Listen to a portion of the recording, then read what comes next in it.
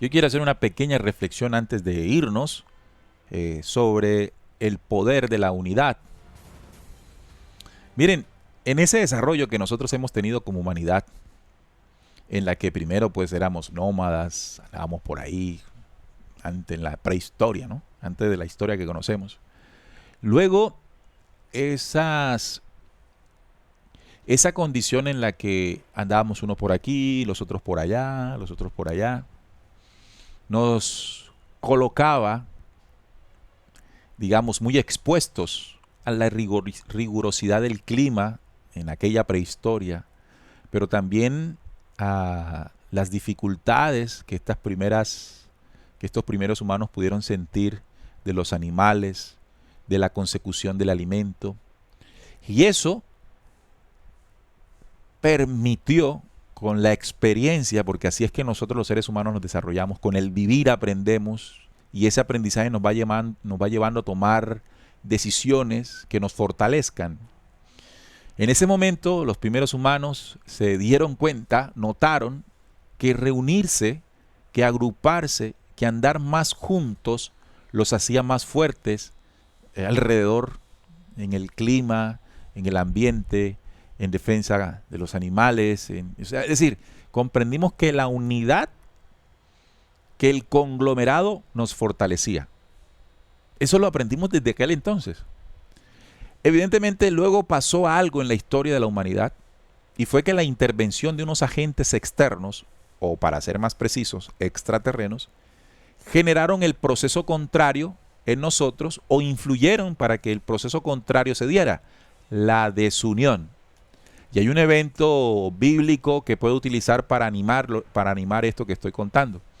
Y es el famoso evento de la Torre de Babel. Si usted lee los versículos del Génesis que narran la historia de la Torre de Babel, podrá entender cómo esa intervención externa o extraterrena dijo, bajemos, confundamos su lenguaje y los esparcimos. Claro, eso a nivel religioso lo tratan de poner como si hubiese sido bueno. Eso fue un desastre. Entonces, lo que generó, lo que hubo detrás de eso fue generar división en el lenguaje. Entonces, tú piensas una cosa y yo pienso otra. Y al pensar tú una cosa y yo pensar otra, ya estamos desunidos y estamos débiles. Es decir, que lo que habíamos aprendido a desarrollar en la prehistoria y que nos fortaleció, desde esa intervención extranjera o extraterrena, se perdió. Ahora nos ubicamos en la actualidad.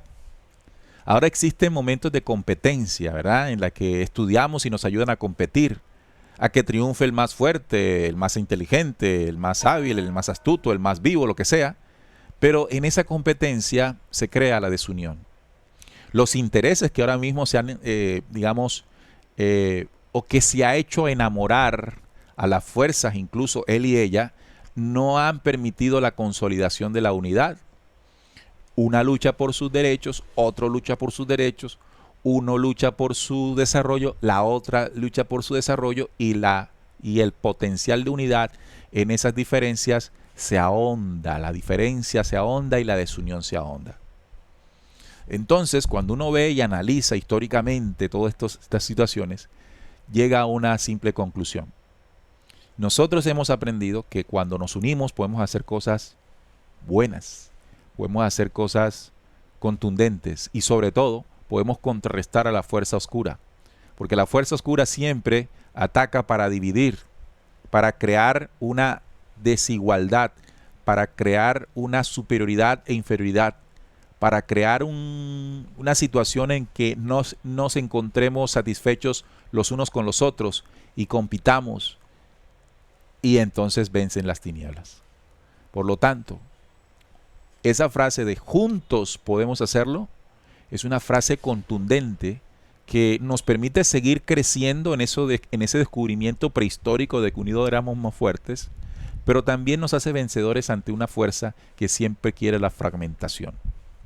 Créalo, en medio de las diferencias que nosotros podemos tener, incluso de la forma en que pensamos, siempre hay puntos comunes.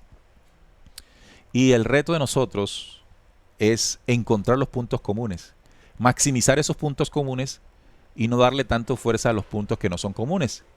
Los puntos de la diferencia no son para que nos desunamos, sino para que aprendamos los unos con los otros. Y ese es el reto, ¿no? Para eso hay que perder esa intención y esas ganas de yo tengo la razón, porque ese yo tengo la razón es un elemento disociador internamente del ego. Bien, entonces me gustaría que entre todos reflexionáramos esa situación de cómo nosotros, el mundo actual nos puede estar dividiendo. Cada uno de nosotros piense las situaciones que pueden estar generando eso, pero a su vez, y eso a nivel familiar, primero personal, porque la división me empieza internamente, entre lo que pienso, hablo, siento y actúo, pero también familiar, social y planetariamente, ¿verdad? Entonces, pensémoslo.